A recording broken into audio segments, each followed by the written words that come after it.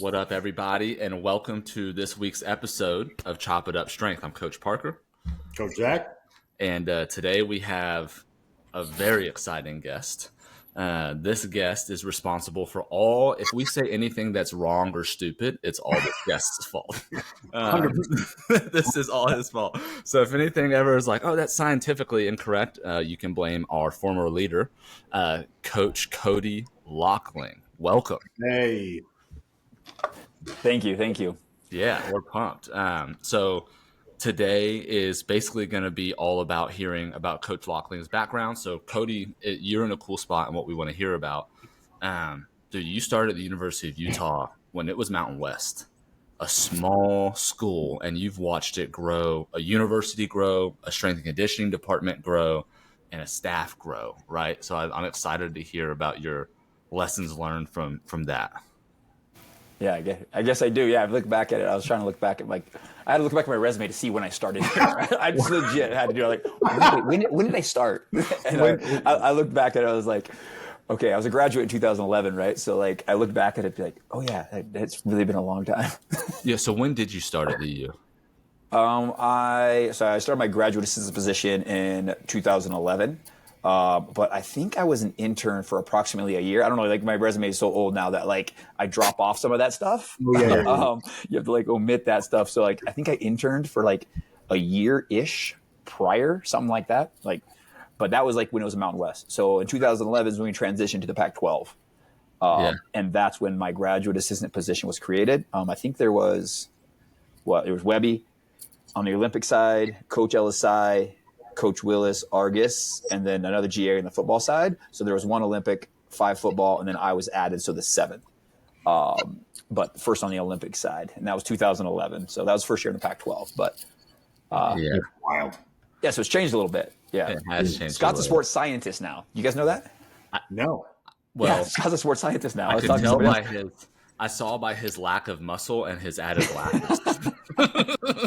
He got a little smaller and created glasses. I was like, you're not a strength coach anymore. I told him the other day, like, literally, because all of our staff on the Olympic side is like new since you left back in 2020. So like, I was like, no one here even knows you were a strength coach at one point. He's like, yeah, I know.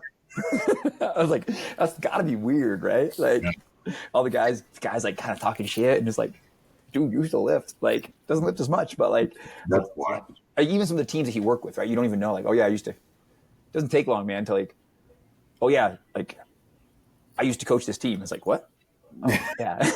Wait, is Doug still there? He's still there, right? Yeah, Doug's still here. Yeah, no, I mean, honestly, like, that's the funniest part about it, right? Is like, you think about like, okay, 2011, a long time ago, started the Pac-12, but like, that's Utah, right? The core of Utah, outside of like some people that started and then transitioned to better roles elsewhere, like the core of a lot of people outside of like Webby is still here. Like if you think about football, you got Coach LSI, you got Coach Argus, like Coach Willis is still here too, but he was the 3rd. Those were the 3 full times with football back when I started. Those are the full-time guys. Then there was Rufino, and then there was Webby and myself. So like, yeah, I guess there was only, 6 of us? Yeah, it was only 6 back then. But everybody, Rufino, after his graduate assistant position, took a job in Texas at a high school, and then Webby has since moved on, but that's it. Like everybody else is still here. That's crazy. Still here in Utah. Like, and then people got jobs elsewhere and went elsewhere, like Hicks and New and all those dudes, but like everybody else is still here. Like I still see Scott every day. I still see Greg. And I tell people all the time, like someday this will change here. Like it will. It will. God, who knows what that's going to look like, because like the fact that I still know Coach Argus, like other schools, like they're like, I don't know those dudes. Like I've never seen them change because they transition every couple of years.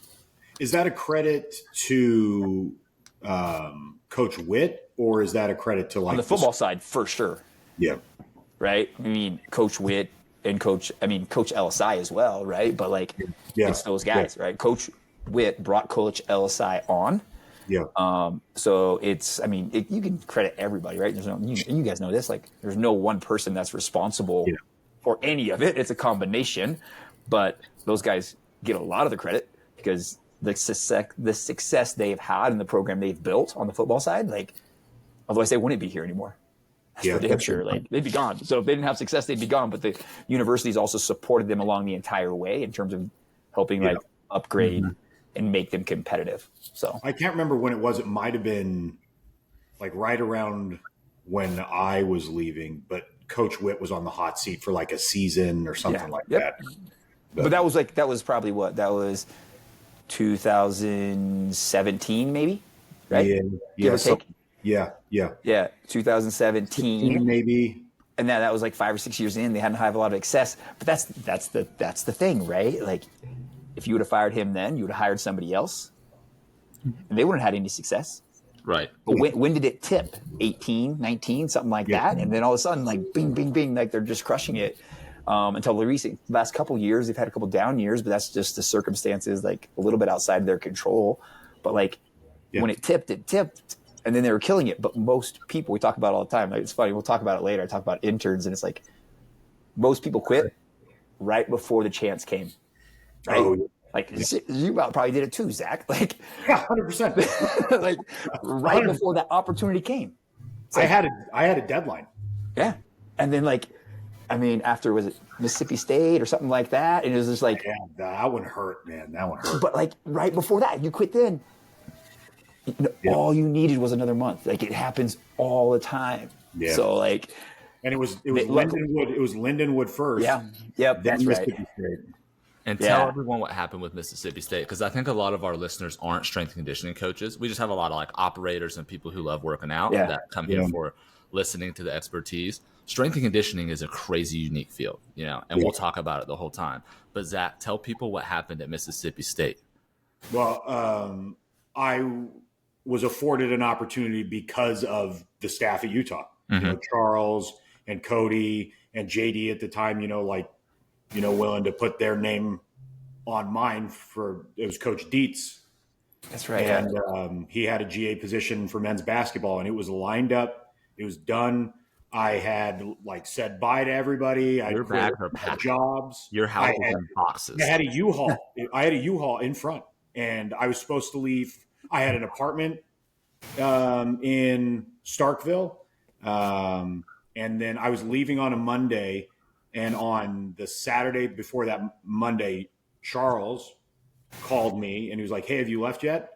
And I thought he was like, "Hurry up and get there." And I was like, "No, I'm leaving Monday. Like, U-Haul's here. I'm ready to go. All this stuff." And he's like, "Pump the brakes on that." And I'm like, "What?" Because, right, like I was packed up and ready to go. And while Mississippi State men's basketball was overseas, like an assistant AD dissolved that position.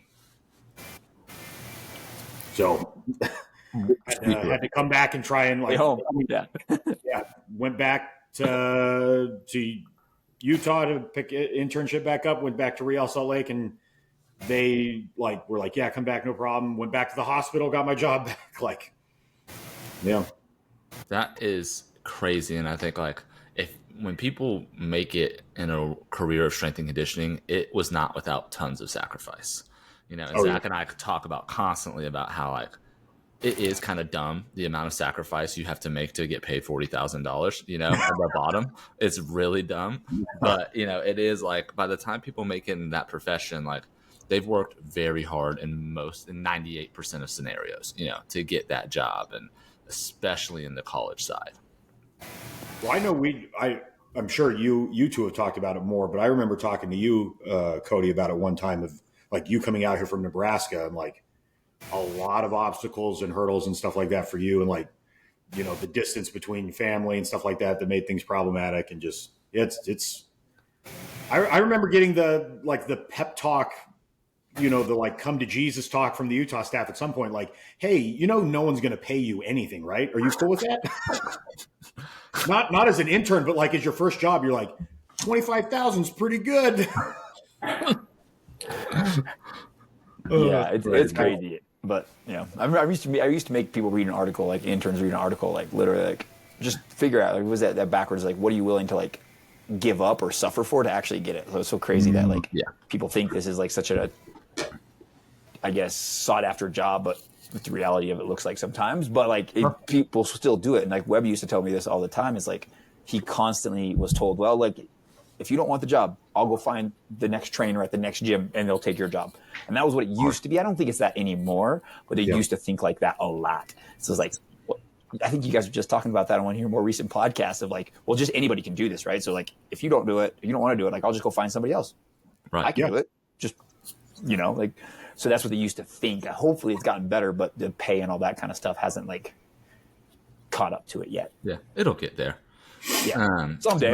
The field's only been like in existence for like 50 years, but like yeah, it's still young though, relatively, But I think you're right in that, like, it's hopefully admin, the people who make decisions with money in general, are starting to be able to understand the difference between like what makes a good professional strength and conditioning coach or fitness trainer, right?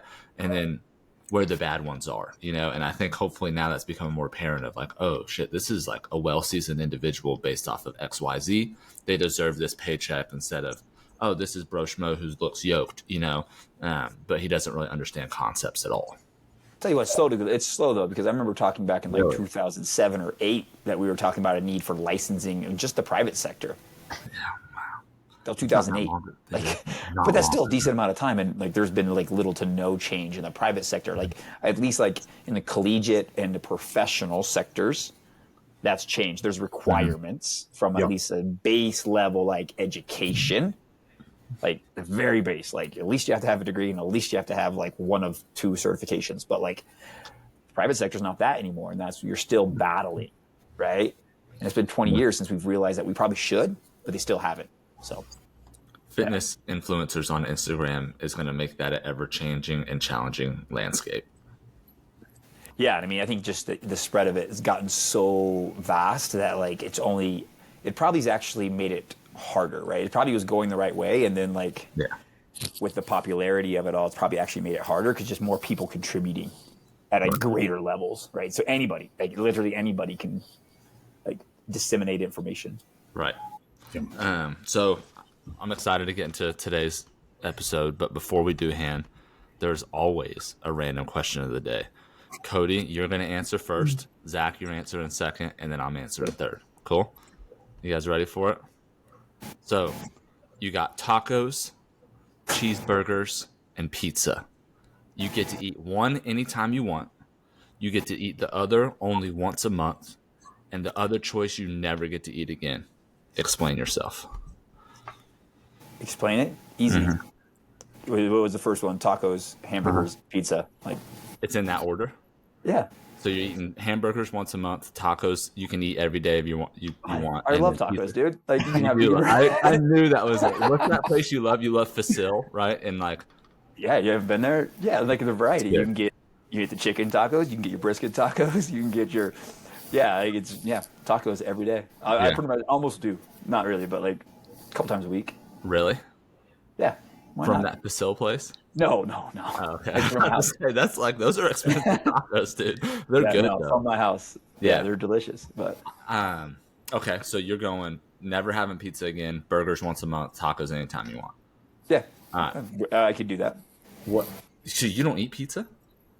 Yeah, I do, but not often. Not often. Like, maybe once a month. You see how shredded he is? I was gonna give you that. I was gonna give you that. You think I eat pizza? But no. Body built by pizza? Like the time I offered him a cookie and he said, "Dude, do I look like I eat that shit?" Slapped it out of your hands. Well, yeah, that's my order. It's pretty simple for me. But I guess that probably didn't give you a lot of like perspective. But yeah, I don't know. So you're saying black and white. But like no margarita pizzas, no like those wood-fired pizzas. You can give all that up for a hamburger and a taco. Yeah, like I don't know why you're trying to like talk me out of this. That's good. Yeah, that's true. Well, I guess like you really want pizza, so yeah. Yeah. Okay. All right, Zach, lay it on me, big daddy. Are you drinking a soda pop right now? Diet Coke. Yep. Diet Coke. Just roasted. Roasted. Mm-hmm. Yeah. When your daughter sleeps 3 hours a night, you do anything you can. Hey, celebratory. Yeah. Okay. I'm going burgers for the most important reason is they're American and the other two aren't. So let's go. Yeah, you're right. I'm going to go pizza for versatility, and then I guess I'll go without tacos. I'll just say taco pizza and taco burgers. Really interesting. Explain yourself about the pizza. Uh, burgers are a staple. You have to have them. You can't not have them. Yeah. Gotta have them. Gotta have them. I like tacos a lot, but pizza, I do get cravings for pizza, and I don't really get cravings for tacos. Mm-hmm. You haven't had very good tacos. Well, I don't get invited to whatever that place is. You know, you can put steak on tacos, right? You put steak on tacos. You put hamburger on tacos. Like, just I can put that all on a burger too. We're just talking about it. We're talking about the delivery apparatus. yeah. Is it bread or is it a tortilla? Right. Yeah. No. Yeah, that's good. I think I'm going tacos every day, pizza once a month, and getting rid of burgers. Yeah, because dude, I love pizza. I'm like you. I get cravings for pizza, but tacos are like somewhat healthy. Like I'm not gonna feel like a piece of shit if I eat some tacos. I am gonna feel like a piece of shit if I just crush this burger. You know. So I don't know the caloric differences on the averages between tacos and burgers, but psychologically, I'll feel much better about myself crushing tacos than crushing cheeseburgers. Crushing cheeseburgers, I end up feeling like Ben Stiller at the end of Dodgeball. You know, he's like, "Fuck Chuck Norris." Okay, well, cool. Well, thanks for answering that question and appeasing me, y'all. So, Cody, you tell us a little bit about your position as it stands right now. So, what is your job? Everyone knows you're at the University of Utah, but tell us about your job, the teams you're responsible for training, and kind of basically how you manage the staff. Yeah. Yeah, big question. Yeah, but I guess so. Yeah, like I said, I've been here since 2011. Started as a graduate assistant, assistant, associate director, and now currently, so I'm the director of Olympic sports performance. And like you said, like for the audience that isn't familiar with the collegiate strength and conditioning or sports performance sector, it's synonymous, right? Like we use them interchangeably. Sports performance is just us saying that we do more than just lift weights and make kids run. So we changed that a little while ago, but it's the same thing. So I oftentimes go back and forth. So I apologize. Like I'll jump all around with those two terms because some people don't know. Yeah. So as the director of Olympic sports performance, I oversee essentially the physical preparation of our 19 varsity sports, and that's everybody with the exception of football. So football is Coach LSI and his staff down there, and they report to Coach LSI and then up to administration from there. I oversee our other 19 varsity sports. Technically, at our university, men's and women's basketball, like kind of, they report directly up to the coach, but they work with me, right? So I still consider those sports kind of under our domain because they work out of our facility. So a lot of the, I guess, initiatives and or even just some of the facility stuff like kind of falls under my roof. So kind of loop them in, right? Their office is next door. So we have, counting our basketball strength and conditioning coaches, we have 7 staff members on the Olympic side that train our 19 varsity sports outside of football. So personally, I do oversee the training of our alpine ski team and our women's gymnastics program. But, you know, I've worked with several different groups throughout my time here, everything from golf to softball to soccer, swim at one point, like just a variety of different ones, and assisted with different ones. The only teams I've never directly been responsible for are our men's and women's basketball program, but I've assisted with both at some point in my career. And all my career has been here, so that's pretty unusual for the strength and conditioning field, is that I started here. I may or may not die here, but we'll see, right? Either something better comes up or I just peace out altogether. We'll see what happens, or they fire me, I guess. Could always happen. But so I oversee the training of that group, or those 2 teams, but then oversee a staff of 7 that train, you know, the other 17 sports. And that involvement in terms of overseeing and managing the staff and those programs varies depending on the level, I guess, or experience of the coach that directly works with them. I would say now, outside of men's and women's basketball, which, like, you know, I assist, I help out where I can. If one of them can't make it, you know, coach went on paternity leave last year, like I stepped in, you know, things like that, you know, kick ideas back and forth as colleagues, but I don't like push stuff towards them out of like more administrative quality assurance type stuff. Like, a little more hands off with those 2 groups. Outside of make sure, hey, do you need anything? How can I help you? Like, make sure everybody else doesn't get in your way. Like, they're a priority here. So how can I help make them a priority? That kind of stuff. But then the other 4 coaches that work kind of directly under my staff, like the level of involvement, oversight, is a lot more.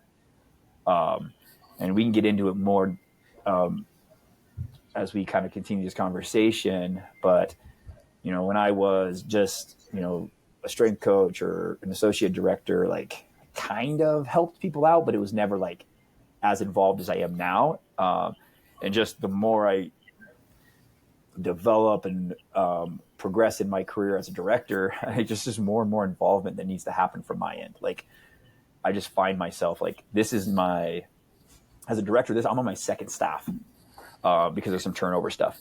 So like, I think, That's crazy. Yeah. So I think for me, helping make them successful in their roles and helping them be not even just successful, but satisfied in their roles is like my number one goal right now. So like something as simple as like yesterday, like I went down and ran a yo-yo test or conditioning test for the women's tennis team, which I don't directly work with. That's assigned to a different one of my coaches. But in meeting with the coach last semester, she wanted to do a fitness test. She was concerned about the level of fitness. I had a staff transition. Previous coach took a job, had to hire another one. And I told her, like, yeah, we'll do it. We can do it. I'll make it happen. And like this coach had a conflict. So I went and did it. Right. Like, I think I've looked at it as more as like, it's just much more of my job to make sure that those 17 sports that I directly work with are successful and get the level of service that they need. So just much more involved than maybe I once was, for better or worse. So, yeah. So, I mean, my involvement is really just oversight. Like, I train the sports that I'm responsible for, but then the other sports, like making sure that I understand what they're doing, what the request and what the desires of the coach or the sports performance team is, what the goals are. And then working with the coach to make sure that they're able to fulfill those needs and requests. And then just making sure that like the training is at the level, and some of it's, direct asks, and some of it's just through influence, right? Asking questions, trying to lead them in the direction that like, because maybe I've worked with that group where I know what the coach wants, that I believe that they need to go. So that's been the biggest challenge in like the last 3 years. I think this is 3 years, is like, how much do I do, right? Versus how much autonomy do I give my coaches? What are so when you're talking a lot about supporting young coaches, right? That is your job, right? Yeah. It sounds like, and you went from basically back when Zach and I were on, you were supporting really young coaches, interns, right? People that love fitness and want to learn about a profession and pursue a career in it. And now you're kind of at that next step up to where there's young professionals, right? Maybe not young in age, but it's probably, entry level to second step jobs, What is a common trend you see in these young strength and conditioning coaches that constantly needs like, help, right? Or not constantly needs help, but like, how can you help them the most? What's the common mistake you see a lot? Understanding what they don't know, like, period. Like, right? Like we talk about it all the time. It's I'm like, gonna mark it clip.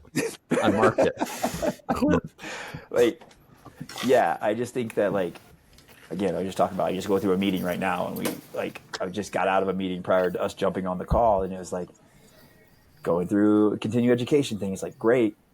And we all do this, right? When we're young in a field, we have our education and our knowledge and our beliefs, and we just run full speed with it. And it's like, okay, yeah, but like, what when, like, what's next? Like, great. Like, you think but you just don't know what you don't know. And we say it all the time, right? Like, and I was thinking kind of in preparation, I was thinking back that you were talking about like stories about you guys when you were like interns or this or that.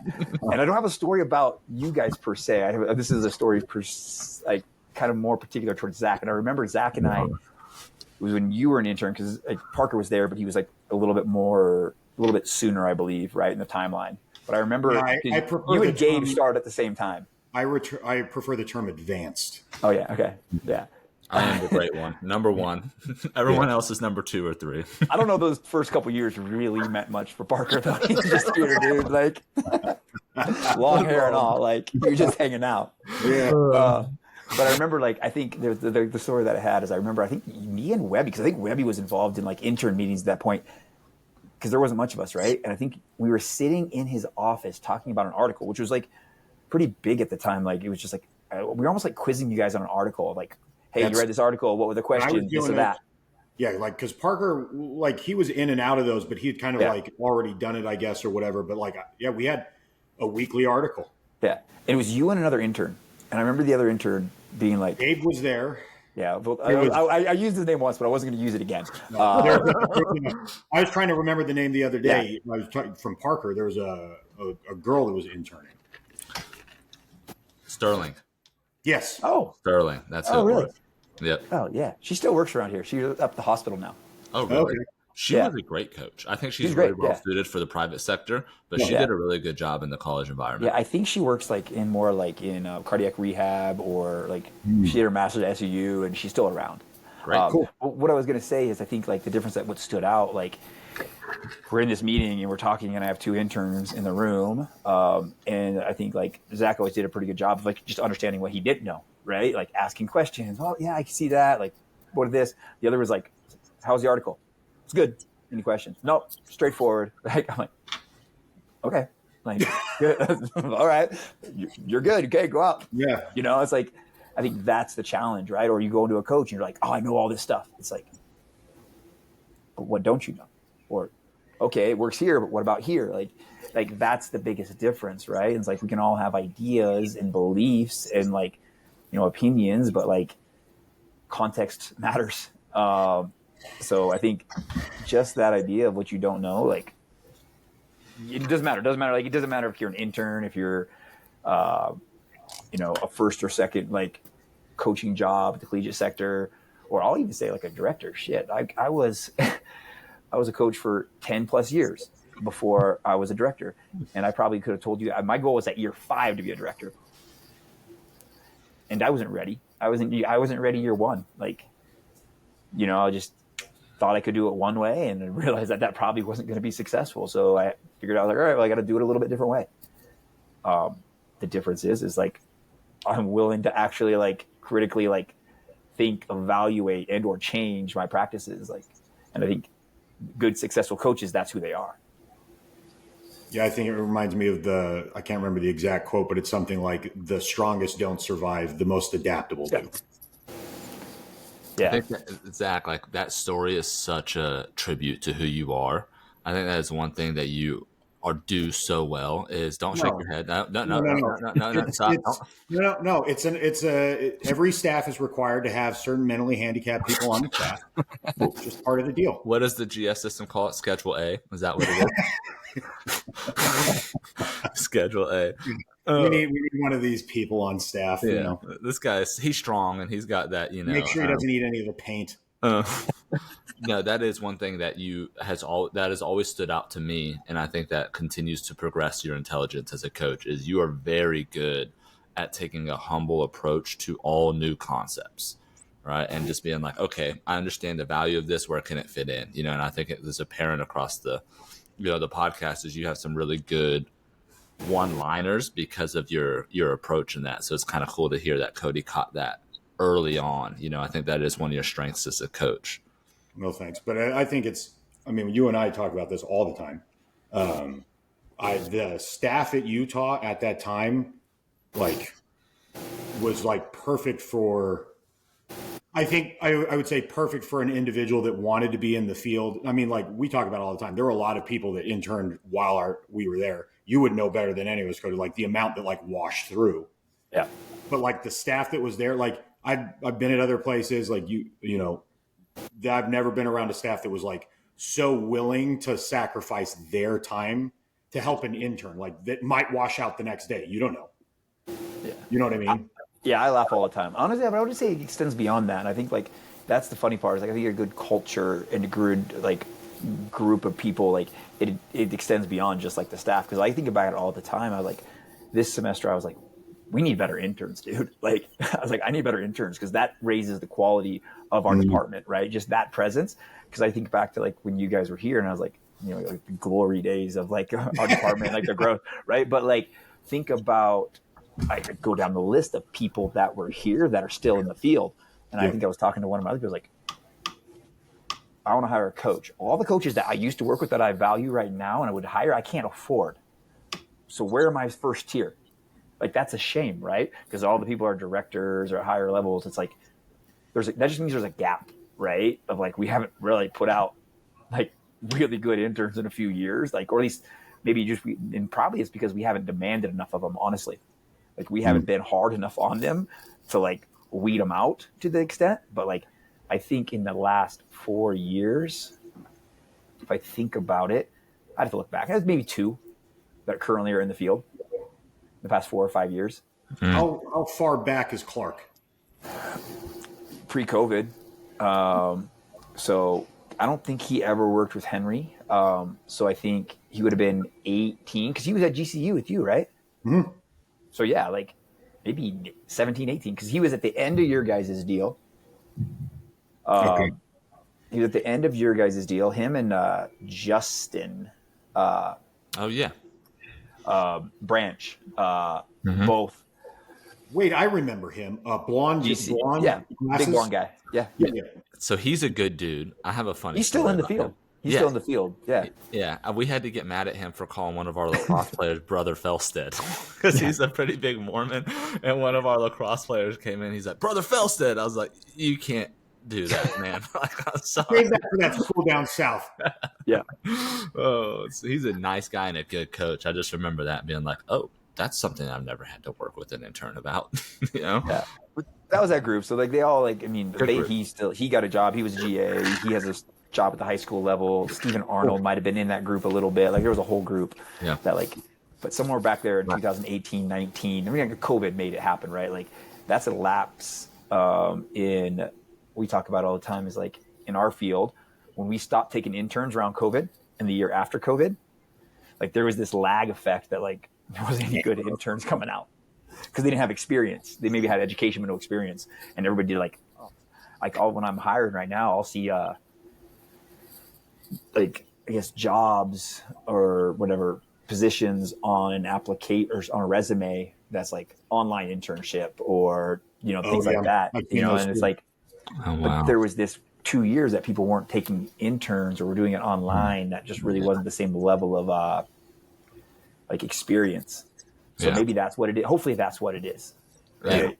And then we'll get some more better professionals in the future. We have some good interns now, but we need some better. Because I think going back to it is like that creates a culture of learning and exploration and or motivation because they're all talking about jobs and things like that. Like, what jobs they're applying for or, when they're applying or where they want to go to grad school for, or they're exploring new concepts and ideas and trying out programs on each other, like that kind of stuff that you guys joke about sometimes, but that creates a great learning environment in which, young professionals can grow. I don't even know how we got on that, but yeah. That's the story of this podcast. So I think I want to ask one question and the question up front is what happens during the transformation of an intern, right? Because all of us, Zach, myself, most young aspiring strength and conditioning coaches just started out as someone who loves working out, right? Like they're probably at the same level of a lot of our listeners is they're self-educating, they're watching YouTube, they're doing stuff like that. And then at the end of this internship or this quote unquote transformation, they're supposed to be young strength and conditioning coaches, right? What happens in that internship to separate basically the fitness enthusiast to, oh no, this is now becoming a professional, right? The beginning of the journey of becoming a professional. Like, what's the goal of that? Because you set up the internship process, right? I remember running it for a few years, but it was started by you. Yeah, I don't know if this answers your question, but I think like throughout that process, I think 2 things happen. One, you're surrounded by these other people. You're like, oh shit, I better like step up my game, right? Because it's like you were sitting in a meeting, and I think people, it's like you think so you start talking, and it's like, whoa, no, like you just get hammered on stuff that because again, people people used to say all the time, or like people have been in the field long enough, like, oh, I remember trying that. It's like I was just talking to somebody the other day, and it's like they were talking about doing something. We're going to go over something. Exactly. We were just talking about we had a meeting and they're like, oh, we're going to do this. Or you're ready to learn? I was like, when did you graduate high school? That's when I started doing what you're talking about us teaching me to do right now. So it's like sometimes we forget that kind of stuff. And sure, like I think Charles would tell me this all the time. Like he's like, "Oh, I used to do that. I forgot why I stopped doing it, but I used to do it back then." Right? So, but those are lessons learned. Dan John talks about it all the time. Yeah. It's like, why did I stop doing dips? Oh yeah, every time I'll start it again. It's like, oh, every time my like chest starts to hurt. It's like, that's why I stopped. Like sometimes like great professionals like forget more than like they know, right? So I think you start to get exposed to that. I remember sitting down at one of Rock's clinics, and I sat down with Stephen or Curtis. What's Curtis's name? I think it's Stephen. I don't know. He used to be the coach at Virginia. Mike Curtis. I was at a round table with Mike Curtis, Ryan Horn, tactical sector. Maybe Roos and some guys like that, and like I was maybe a GA, and I was like, oh shit, like these guys are like speaking the same language, talking about these like in-depth concepts that like, kind of just like bouncing back and forth and being like, oh, I want to be like these guys, right? So I got that little check right there, and I was still a pretty mature and experienced individual at that point, but I like was surrounded by individuals that made me realize that I needed to step my understanding up. So I think an internship does that because you're constantly surrounded by other interns, other people. Like it's easy to think you know everything because you read a book or you listen to a podcast or you tried it on yourself and it's working. But when you're surrounded by other people that know just as much or more, whether that be staff or other interns, and you're in that environment, the collegiate environment is so interesting because you're around other coaches. Yeah. We have 7 staff members in our room. We have 2 sports scientists, and then we have another, 5 to 6 interns. Wow. Where else are you going to be surrounded by that many people? Even in the pro sector, you might have 3 strength coaches. And we all come from different backgrounds. Yeah. So, and are working with different things. So the perspective and stuff you're offering is different. Yeah, absolutely. So it kind of comes to a job of a strength and conditioning coach, especially in the sport world, is to be able to handle a variety of sports, right? You can handle the fitness of, programming of a soccer player to an alpine skier to a swimmer, right? Like you need to be able to do that. I think that's unique because a lot of people who manage their own fitness journeys, like you just said, just know how to manage their self, right? And then they start teaching buddies because, hey, this worked for me, right? But when you start having to do it with hundreds of individuals, all these kind of cool, sexy concepts are like, you'll quickly realize that German volume training probably doesn't work, right? For certain individuals, right? Because then they can't go play their sport. You learn these lessons. What are some like quick, I don't want to say quick, but so like, what are some ways you handle hundreds of athletes fitness programming at the same time, right? What are some key concepts that you try to remember? Does that make sense, the question? Sorry, I'm having a hard time spitting it out, but Zach, you want to explain what he's actually what trying he to means is, what he means is. oh gosh. No, I mean, I think I get it. I don't know. You guys know. I think, and I'm very simple, right? In the sense that like there's certain concepts and principles that are like pretty solid and true. Like forget all the fluffy shit. Like there's certain things. I was just talking to somebody the other day about it. It's like if you want to get stronger, there's a couple things you can do, and there's a couple big principles that you can follow. All the other stuff is fluff, right? If you want to get fit, very few like very key principles to follow. A lot of different ways to do it, but like there's just certain things we have to accomplish. So I think as long as you stick to those type of things, those key principles, it doesn't really matter like some of like the fluffy stuff, and you can apply it in different like.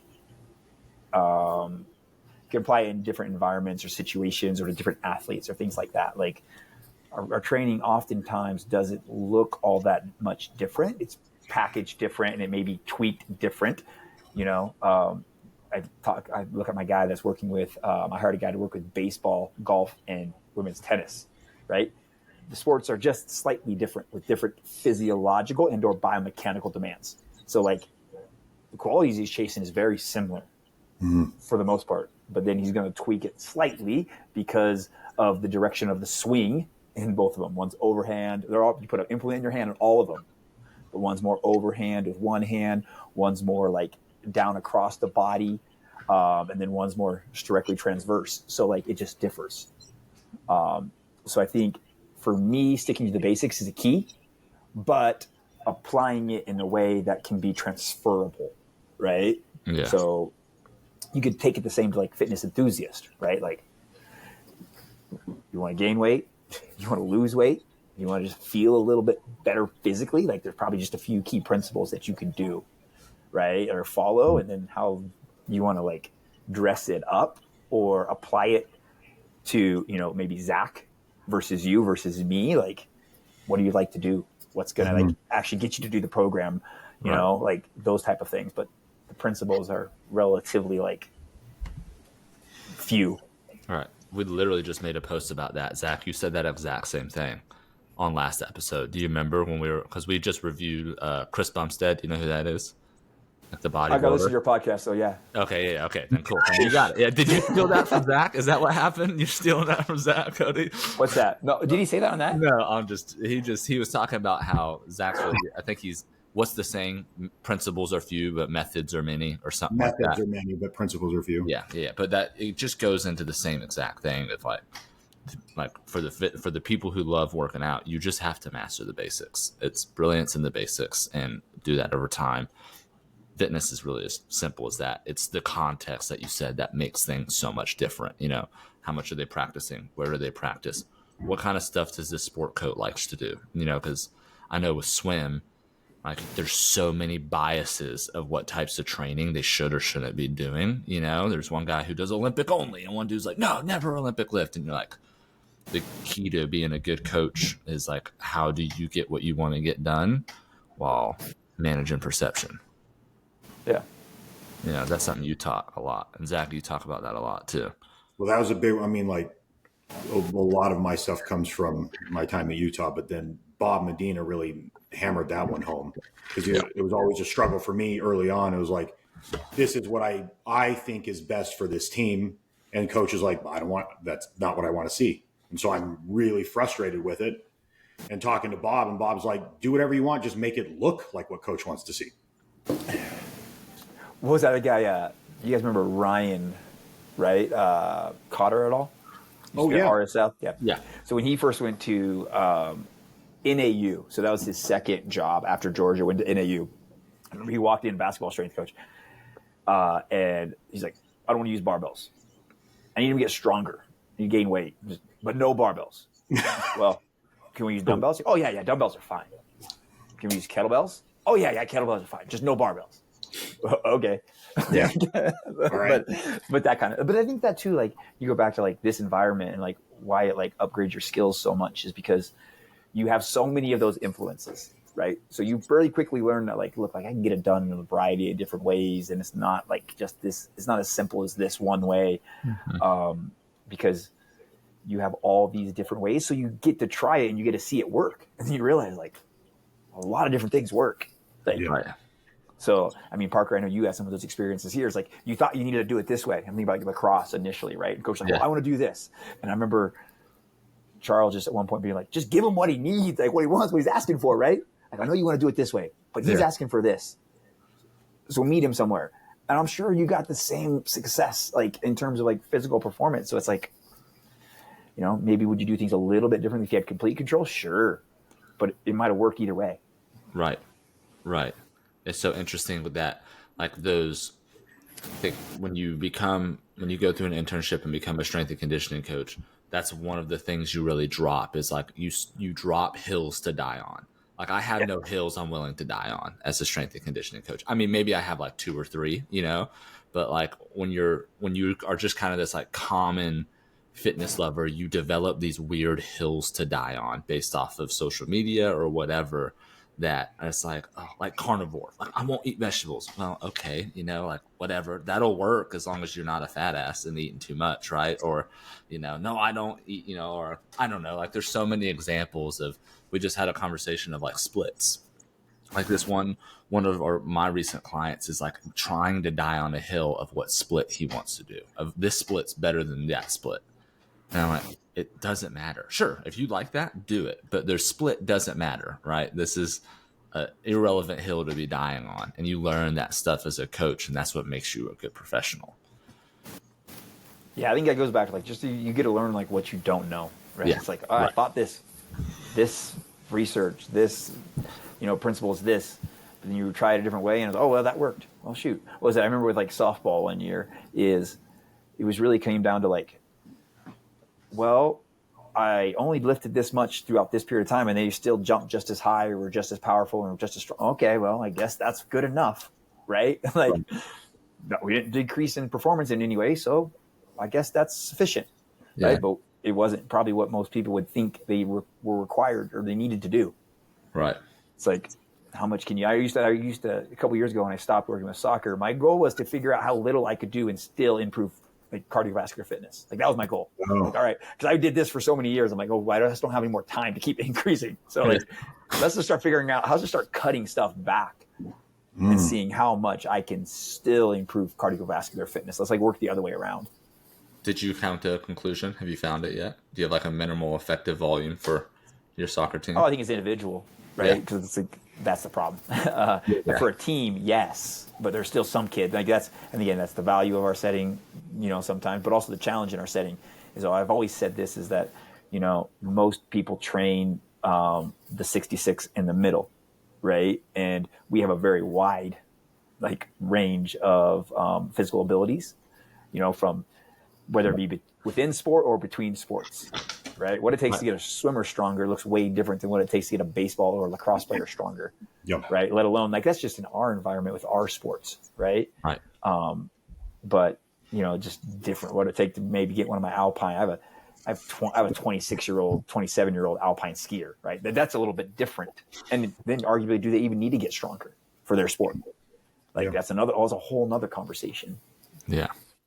I went. What did you say? Nothing. I've been talking to you. You talk. I went to. I don't remember if we talked about it before, but I went and did the Altus apprentice coaching program when I was in Phoenix, and listened to Lee Taft talk about like working. It was a UK guy that was going to the Olympics, and he had 4 years, to get him ready, and he was making these adjustments and trying to make these adjustments to this athlete, and he kept getting hurt, and things weren't working out the same way, and he got to a point he was right, like trust the process. He's like 2 years in, and it's still problems. He's not improving. He's not where he's supposed to be. He's hurt, and so he's like, you know what? We're not doing anything. Just do whatever you want, and he was great. So it's just like all he did was kind of like manage load and just let him do what he wanted. Because this dude he was towards the tail end of his career. He's a little older. He's like, no, we're not doing anything. And like to your point, like it's so individual that we all do it, like get kind of dogmatically locked into like this is what they need, and it's like no, not everybody. Yeah, it's crazy. And I think that's a sign of a good coach, right? Is to take the ego out of it and just understand. Again, I've probably said it about 100 times already, but just understand what you don't know, right? Like it's the simple fact of the matter. And I don't like to I think our field is very important, but I think strength coaches like to elevate its importance in their own mind a lot of the times. And I remember something Parker and I have talked about this, like sitting out on the GHDs, like talking one day, and we were talking about strength and arguing over what method or what block or what percentage increases. And you're like, you can show these kids the weights and they'll get better. Like it doesn't matter. Yeah. It's great. It's weird. You think like these athletes are like the pinnacle, but like they're still like 6 or 17, 18, 19-year-old kids. Oftentimes like what it takes to get them better isn't the same as what it's going to take. And again, they're just not elite. Right, like they might be elite. I do work with like elite athletes, like the sports that I work with. Like I'm fortunate, like at Utah, like I have gymnastics I have as elite of athletes as we have at Utah. Like period. Like it's just like I joke about it. Like I got the #1 recruit in the nation for the past 2 years in the sport of gymnastics. Like on my team. Like now, does it mean that that's just is what it is, right? But I think I don't know where I was going with that, but like. They're elite at their sport is what I was going to say. They're elite at a sport. Like in the weight room, they're not elite. But I'm not working with elite sprinters, and I'm not working with elite power lifters or elite, physiques or elite weightlifters. Like they're elite gymnasts or skiers or football players. They're elite at a sport. Yeah. Not physical performance. So it's different, but And sometimes those are the least competent in the weight room. sometimes this girl's a beast, but like she's pretty good. But but that happens too, right? Sometimes it's so crazy. Sometimes like a kid comes in here, it's like 18-year-old. Like you look at you don't even know what an 18-year-old looks like. You might how old's Davey now? You might know. 13. Okay. But like what an 18-year-old looks like now is like I forget sometimes. That's the difference. Is I see an 18-year-old athlete and I think that's an 18-year-old, but then I walk out the doors and I see an 18-year-old student. And I'm like, not all. Are they 15? Like, like it's different. Yeah, that's Yep. Yeah. Cody, so working with Zach as a young coach, right? What was one of the biggest challenges or one of the things that Zach struggled with most? And this is coming about me, so don't Music worry. selection. There's music selection. Get out of here. Always Cody and Cambria, always. Both you guys. Yeah. I remember Webby would get so pissed. He'd come in, not say anything. We'd see him walk out of his office and be like, all right, here we go. And he'd just shut it off. I've been here for every year. It's like, just when we think we're not going to have any death metal anymore, or like any headbang, nope. My hiring guy, just all right. So stereotypical. It was especially probably bad with both of us there because Zach and I both love death metal. Yeah. Yeah. You guys did a lot, but I think you did it a lot of times. Like you guys lifted after hours a lot of times. Mm-hmm. We wouldn't like take our shirts off, like in working on it. Well, I really got upset when you wouldn't let me wear my man thong around. Like that's what I really wanted to do was my banana hammock, and you didn't let me, so I got really upset. Do you remember? Were you guys lifting with, or that one year with? I think you guys were part of it. You probably were the ringleaders with Jose and Clark, and then someone had to show me a picture of some workout or a video, and then I'm like, "Why is your shirt off?" They're like, "Oh, this is what we do." This is what we do. I'm like, "Wow." I feel like that was me, probably. Yeah, that was probably the one that I remember. The lift that I remember the most is I can't remember the name of the book. It's a book that you had. Oh yeah. Oh, it was like the Keys to Progress. Complex, the like Keys to Progress. Oh, that was brutal. You don't have that book? I have that book. Yeah, I was gonna say okay, somewhere around here. Definitely. I'm sure it's probably on my it's worth a reread. Yeah, that was Charles's. He turned me on to that, like John McCollum. Yeah, Keys to Progress. Yeah, but it was brutal. Those are the fun times, though. Like, yeah, that took me probably 2 hours. It did take you a while. Yeah, Zach was always the recipient.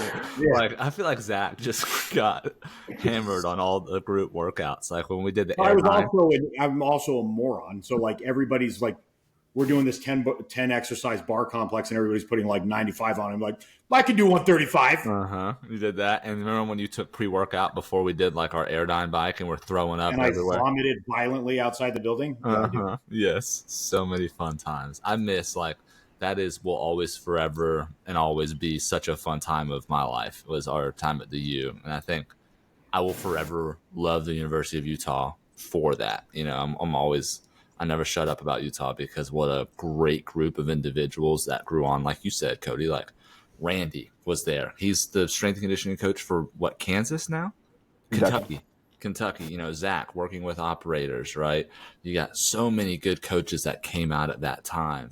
And it's a testament to you, man. Like, I think this is what's exciting about this is like, Cody, you've done a really good job creating an environment where you kind of have to learn because if you don't, you're just going to feel like a piece of shit, you know, but you do it in a setting where it's like, it's fun and it's competitive. And I just think that it's why it's such a privilege to have you on here and just ultimately shoot the shit. Like whether listeners get a lot of value of this, whatever, you know, it's just nice to have you and be able to listen to you and talk with you about that. Cause Zach and I bring up your name a lot in this podcast. So people finally get to hear your voice.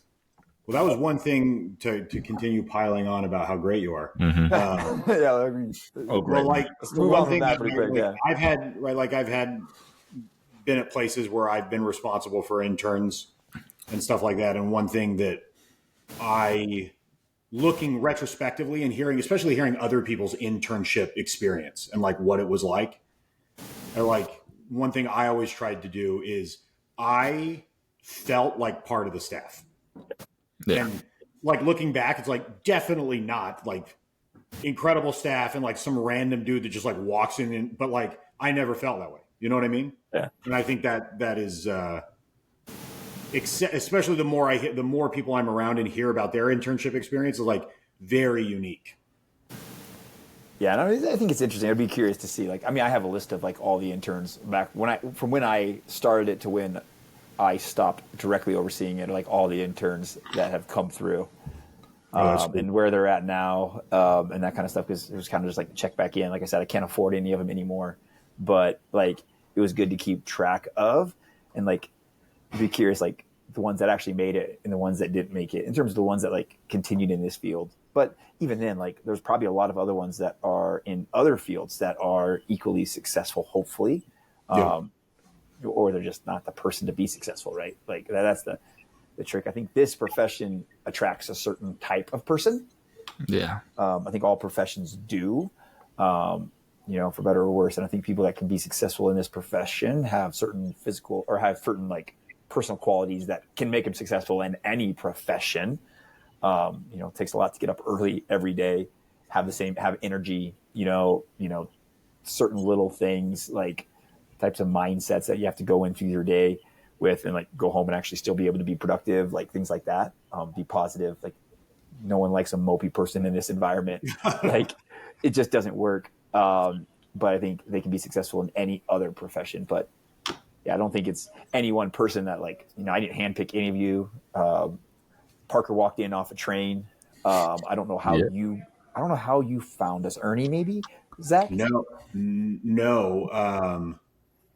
So I remember seeing you and Rock like walking outside. I was in a class where I needed an internship, and so like I reached out or whatever, and like that was probably like legitimately that was probably the last time I was clean shaved. I remember. I think Okay, I remember that. Like you were part of like a narrowed down internship program. Like we're going to take 2 interns and we're going to be like they're going to be really good and they're going to be really like committed. Yeah. That was part of your experience, and it looks different all the time. And again, just change, right? That's the one constant is change. Do you remember the interview at all? I don't. I wouldn't expect you to. Well, I remember a lot of them. I remember Parker's because Parker told me that we did like back then we used to do like the pick 3 exercise thing, and he like I want the split snatch. I'm like, what? What? I was like, what? He's like, I'd do a split snatch. I'm like, okay, like bench press. I don't even know what the other one was, and a split snatch. Like such a random movement. Yeah, that sounds about right. I don't know if I remember the vast majority, and I know this now retrospectively. It just happened before, but the 99% of the interview was, "Hey, you can't have sex with the athletes." Yeah, it might have happened before. Because there was an intern and there was a women's soccer player, and it made like a bad kind of thing, and so the intern had to go. Because I remember that he was like, "You were like, hey, if there's a problem and it's an athlete or you, who's gone? Yeah. You." Yeah, I did that occasionally. That was back when I was trying to like be very transparent. That's the one thing I'll still very much do. But that was probably like, we all take that, right? It's like I was just dealing with some shit, and you got the brunt of it. Hey, it all worked out. I was like, I left the interview because I was like, do I give off that vibe? I don't. Yeah, I don't remember what that was about. I remember what that was about. Yeah. Don't do it. I told you not to do it. Don't do it. Don't do it. He did it. Like, I remember that. And then he was like upset that he did it. And he's like, well, what? And you're like, dude, I told you not to do it. I remember that. That was at the old weight room, man. I remember that. Yeah. Yeah. That was probably, right around the exact same time. Because you were only over here, Zach, right? You were only at the Sorensen, right? You were in 16. It was just 15, after 16? The transition. Yeah. I think you guys opened it, and then like a couple months later, I started or something like that. Yeah, because Sterling dropped a rack on Parker's head, and he about flipped out. Mm-hmm. Okay. And I like how it was just Sterling. I think I remember you being on the other side of that too, Cody. I think it was you and Sterling lifting that. It's like, it wasn't just look at him. Hey. I doubt it, but got concussion. Who's dropping a rack? Cody, the pinnacle of human achievement, or some girl? Some girl, yeah. Couldn't have been Cody. All right, dude. So biggest challenge working with Zach was the music. Is there anything else as a young coach that he was like, you were like, yo, like we gotta guide him in a specific area? No, I don't think so. I mean, Zach, you worked a lot with like JD. Jacqueline at the time. Like Yeah. you were very much like, I don't know, you think you were pretty far along when you came to us in terms of a lot of like, you were a little bit older and more experienced. Like Parker, you came like a lot younger in your like academic career. Yeah. Because you were here for longer as an intern before you, like, I mean, you were here a lot and then you weren't here and then you were back here and then you got hired on here, right? Where Zach was like, you were probably here for a year and maybe a half. Yeah. But like, you had a lot of things going on. So I think like we pretty much put you with Jacqueline pretty quick and you did a lot of stuff with her. So outside of that, it would only annoy me when you were playing your death metal music or that kind of stuff. Yeah. No, I think, well, the only thing that, and it's not a challenge working with Zach, and I think it's a challenge in this profession of how do you help young professionals get into this field, right? Yeah. Like I straight up try to like people come to me when they have kids and they've far down their academic career or just a little bit older, and I like damn near try to like tell you not to do it. I'm like, anything. Do you have any other skills? Do you have anything else you like to do? Yeah. Go do that. Like, just go do something like that, right? But I remember that of like, I think we created some policies in our internship position for Zach, right? We're like, look, like, you just need a job, so you act like a coach, right? Come for your teams. Don't just hang out. Go make money. Like, how do we? Like the challenge at this field is you have to be in this field to get the next job. Yeah. Like all the time, people are like, I just had a guy here the other day. He'd been here for a couple of years. He didn't want to move. It's like, well, you're not going to get a job if you're not going to be willing to move or take opportunities that come to you. Right. But eventually you got to go make money, right? So it's like, you got to pare down on your workload. So like we did that a lot. We did that with Zach, be like, start acting start just being a coach, behaving like a coach, come for your workouts 30 minutes earlier, ask questions, do the readings, that kind of stuff. But like, kind of goes back to like that fitness thing is like, let's implement you within like the staff so that you can continue to gain experience and knowledge to like get the job when it comes open. Because that's the challenge, right? It's like, how do you stay involved, keep progressing while still supporting yourself financially or a family, right? Like you were a little bit more able to, I guess, devote more time, Parker. So like you were here a lot and you did take a different job at a different point. We kept you involved and you came back, like, but that kind of stuff, like that was the thing for Zach is like, how do we know this guy can be a strength coach. We know the challenges he's facing. So how do we help him get that job and still stay involved in the process? Yeah. Well, that was such a good bipartisan answer. I was hoping you'd be like, man, he was really dumb, and I had to really school him up on numbers or something like that. Yeah. I don't think so. Yeah. He didn't know left from his right. No, he was the smart one for sure. All right, biggest challenge in working with Coach Parker as a young professional. You? Mm-hmm. Okay. He cracks his knuckles. All right, where can we start? I fully admit that I'm not an easy person to lead. I'm not. So it's when people lead me. I had to literally lead you per se. I don't know. I thought you were good for me. I mean, outside of like, I think you just had the natural curve of an intern, right? Of like a guy who came in with a certain amount of like knowledge and experience, and like you thought you knew a lot, right? Yeah. Like, and you probably knew more than the average peer within your environment at the time, right? Like you could probably walk into most gyms and to the classroom, and you're probably the most educated person within that environment, right? And then I remember like you come into this environment, and like I remember you like try to tell one of my soccer players, like she's a doctor now, by the way, but I remember you like try to tell her to do something, and she's like, "No," and you're like, "You got pissed," right? It was Ashton.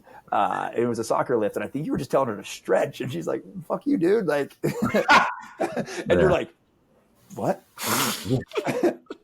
And it's just like, look, they don't care, dude. Like, they just don't care. You think you know, they don't care. Yeah. Like, it's a process. I love it. So I think some of that type of stuff, was part of just your growth.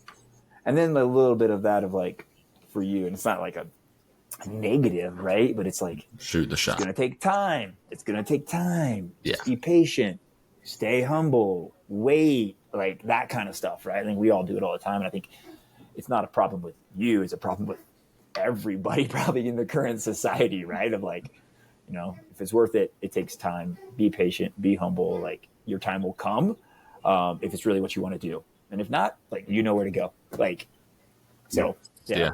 not necessarily a negative on you. What was the hardest part of working with me? Yeah, that's a better question. Good question. That's a good question. I loved my time at the U. Zach and I will always refer to it back on this podcast.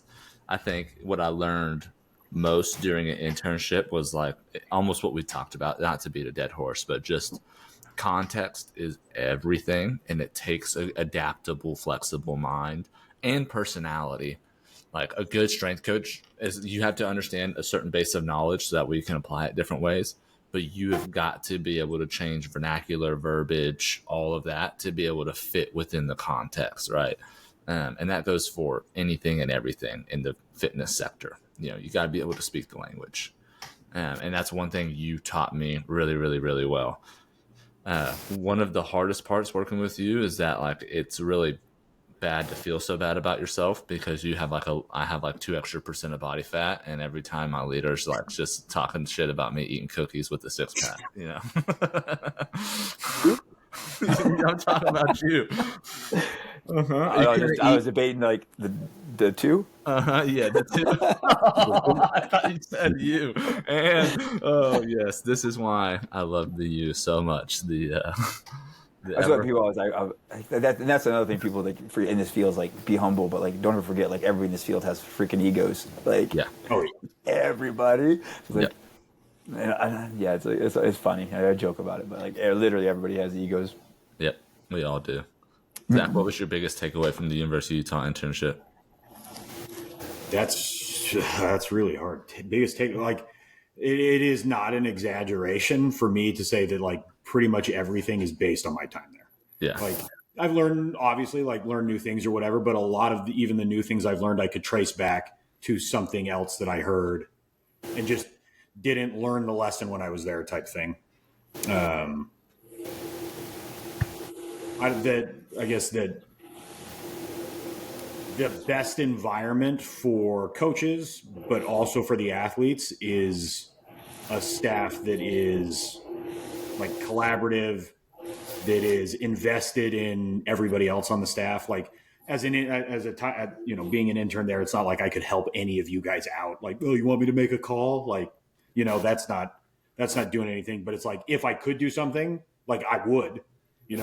I talked to Rock about that a while ago, of like that unfulfilled kind of need to like repay debts that you can't ever repay.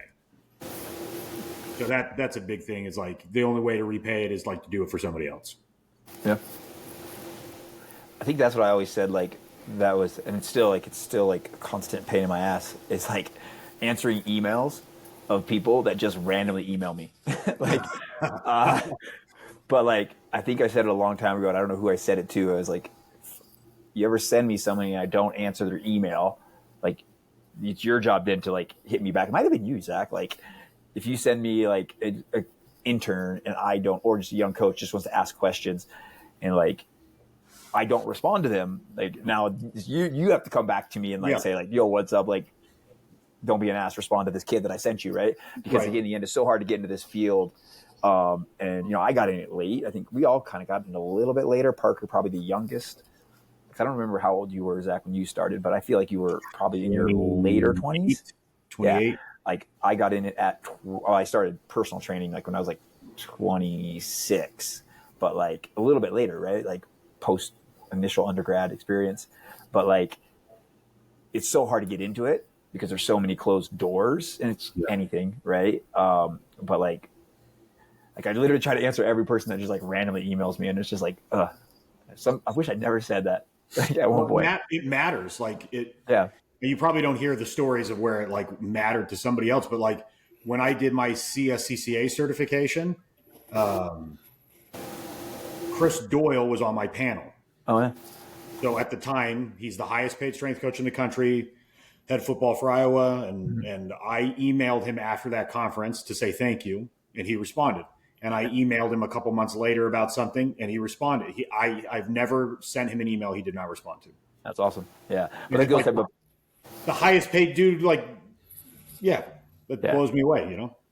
That's awesome. And it's not always the case, right? Because there's so many like just emails and stuff. You're like, like all right, like don't have time for that, right? Yeah. Well, yeah, you have time for what you make time for. So it's like, especially young coaches trying to get in the field, or just young people that have questions, right? And I think that there's secrets or information that like I can't give you. That's not really true. Yeah. I think what we're gonna have to do, I just thought about this, is I'm coming back to Salt Lake eventually, and we'll have to try to do a time where we do like a intern reunion. And like, I was the other day, honestly, that would be fun to get Randy, you, Rob, like see if everyone's in the Salt Lake area at the same time, and like, they all got to come back to Salt Lake. Yeah, dude, we could all. I mean, maybe we have a massive podcast where we just have like 20 people on Chop It Up Strength and just record it. I was thinking about the other day because I was just thinking about like some of the people that I've like or haven't been in contact with, and just like where they're at. Like, but so there's certain groups that I still keep in touch with. Yeah, Alex. Yeah, well, he was at in Santa Monica. He recently took a job at New Jersey Red Bull, so he just got out of LA just in time, dude. Man, like his house was in like it was in the evacuation zone, but him and his wife moved out took a job in New Jersey with the New York Red Bull. So now he's with like head strength coach for the club out there. So he just took that job. Yeah. I was Alex out there. Ryan's in Philly with the Union, like a few other people. Oh, he is. Yeah. When did Ryan leave RSL? I thought he was there for a little while. He was there for a little while. Yeah. Professional sports, dude. Like, 2 years ago, I literally was like, it was some shit. Like, he was having a kid, and at the end of that year, they're just like, like, you guys are done, cleaned out, everybody. So he left, like literally like been here for like 6 years. And then like, there's like, we're going a different direction. Like everybody on this side is done. Everybody down is done. But luckily he landed on his feet somewhere else. I think he got his wife and kid out there now, but cool. Yeah, that's hard. Yeah, I'm excited for Bunt. I was texting him. We'll have to bring him on as a guest because I'm sure listeners would appreciate listening to the stories about what it was like to train Lindsey Vonn. Because he was Lindsey Vonn's trainer. He flew around the world with her for a year or 2 years, 3 years. So like we'll have to have that job was coming up again. I about took it. My wife would like it. It just came up. Really? Yeah. I don't think Kylie would like that very much, would she? No. She would. She likes it. You guys just got a new house. No, she's making that I guess she's getting back in like the ski game, right? Like, so they were looking for another. They were looking for another coach. That was just a little bit ago. I guess it's funny again to go back to like that time that you guys were at Utah and like the people that were here and like where they're at and like that network, and it's not even like the direct network. It's the work. It's the network outside of the network, and like not sure who's training her right now, but I remember like we were having some conversation around like I don't know anybody that's going to take that job at this point because I don't know those young guys. I had a couple names, but like it's crazy. Yeah. Like even what was it? I was reading a book recently, like 2 years ago, and I tell people this, they don't understand it all the time. Is like just cross the hall and down the road or down the stairs. I was like, this book you just read? It's on my shelf over there. And go to this chapter and read this article at the very end. The author of that book is going to thank another individual. This book is High Performance Training for Sport. I don't know if you've read it or not, but there's a couple editions. The second edition, like one of the thank yous in there is to Dr. Martin. Oh, really? Oh, yeah. He's like, Dr. Martin. Jim Martin thanks Jim Martin. And this is like, that guy's like down here, right? Down here. They're like, who's that guy? Who's the old guy? Dude, Dr. Martin's a beast. I remember going in on his indoor cycling setup, and he would put me through protocols that, like, I think he liked me coming down there because I could get some good power numbers on there. Yeah. He still asks where you're at. Yeah. He's like, really? I need him to break the pedals off the bike. Yeah, I need to come down there and hang out with him. He was fun, and what a smart. I mean, that's one individual that will make me feel, because indoor cycling, I think, as a whole, you have these echelons of performance, and these little buckets you can dive into. And when you dive into the cycling world, just from indoor to, Tour de France, the VO2 max, the lactate threshold work, the, sustained power, like there's a lot of physiology that goes in, and he has it down. What I thought was still like he'll act like he's not that smart or he's not who he is. Like he'll be like all the time, all these people don't know who I am, but they don't, right? Yeah. And he's humble like that. And like you talk to him and like he'll ask you questions. Like he'd come in here, ask Webby questions, ask me questions. Like, he's smarter than all of us, right? Yeah. He has he sits on governing boards in the Australian Institute of Sport, New Zealand Institute of Sport, and he's asking people in here questions about like strength or different, like, because he just understands what he doesn't know, right? So like those type of people, like that, I think that goes back to that environment. Those type of people that were smart, were genuine, but also were understood what they didn't know. Like, yeah. I remember him and I think it was him and Ernie with some high-level sailing team. Yep. It came and trained out of Sorensen for a little bit. Yeah, he brought a dude from one of the Australian Institutes of Sport here a couple weeks ago. The guy flew from Australia to go and hang out with Dr. Martin. And then we had lunch because he wanted to introduce him to our staff. And about a month or two later, he comes up and he's like, "Oh, how'd that go?" He's like, "I wish you would have asked more questions about you guys." I thought he talked about himself. I thought he was trying to show what he knew. I'm like, oh, that's fine. Like, but he was like, yeah, I thought he got a little arrogant. I'm like, he is awesome. I like you, Dr. Martin. He asked me one of my favorite questions because I don't know if you guys know this, but he is from the same town. Basically, I'm from in Texas, Mesquite, right? And so Mesquite, Texas, which is where my grandparents lived, and so we always bond over how we are superior, being from Texas, than anyone else, But he asked me the most transformative question. I don't know why it sticks in my head constantly, but he asked me a question, and it was, when you get a plate of food and there's French fries on it, as the Texan, do you try the French fry first or do you just automatically salt it? Because Texans love salty food. And I was like, oh my gosh, I automatically salt it every single time without even trying it. He's like, that's because you're from Texas. And it's just like, I'm like, you're damn right it is. I don't know. It just remember, like, it was a pivotal question that now every time I salt first, I'm like, man, what a crazy question that, I don't know. It's funny memory. But I guess on that note, I think we're kind of at our time. Cody, thank you so much for hanging out with us for an hour and 20. I just feel like this flew by. I feel like we could do this for hours. Like really fast. Yeah. But so do you do any online training, or it's like, let's say someone is looking at pursuing an internship or wants to talk to you or wants to get a training program by Mr. Cody Lockling, where can they find you? Yeah, I don't do any online training per se, because obviously it's depending on like who they are and what their situation is. Like, and just quite honestly, I just haven't done a lot of that right now. Probably should, but just haven't done a lot of it. Don't have a lot of time for it right now. But if they want to get in contact with me, like, unfortunately, like, all my stuff is public. Just because I work for a public institution, so my phone number is on our website. If they really wanted to find it, unfortunately. But my email is probably the best, honestly. Like, you can hit me up on Instagram. I haven't logged into X forever. Instagram. I have an Instagram account, although it doesn't look like I have one. I only post on like significant holidays, like maybe Mother's Day, the birth of my daughter, and New Year's. I think that might be it. Most of your posts are reposts from your wife. Now I can do that. I learned how to do that. Yeah, you hit repost. Honestly, people can hit me up with that, but I'm usually like, I'm not really good about that. Like, that's fine. Email is the best, and mostly like more than happy to like chat with people, connect with people interested to get in the field, trying to help them out however I can. When it comes to like training people, I mean, maybe if somebody offered me enough money, I'd be interested. But like, I've cut most of my like training out at this point, outside of our student athletes.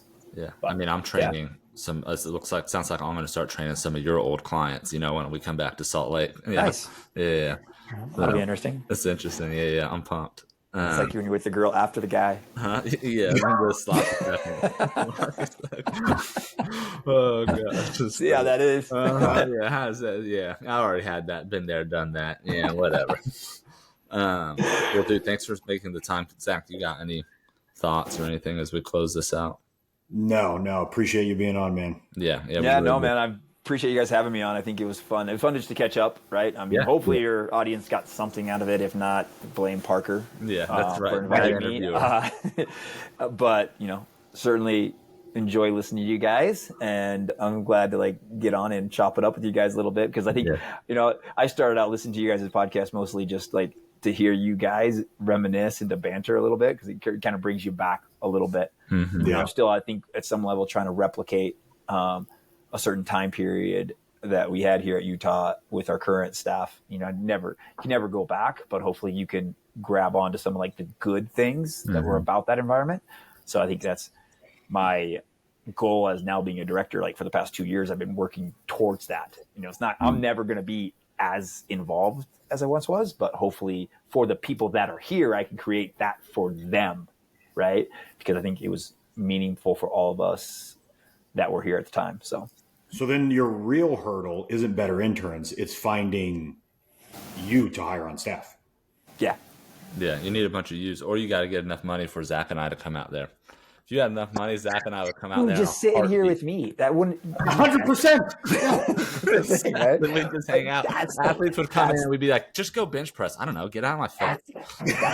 That's the thing, right? Is I'd hire a bunch of people. If I could hire people and then just hang out with me, that's great for me. But and you need to create that. Awesome. That's the trickiest part. Is how do you create it? Do you want to hang out with the rest of the staff? We didn't have other responsibilities at the time. When you were done, you go home and hang out with Maya, the kids.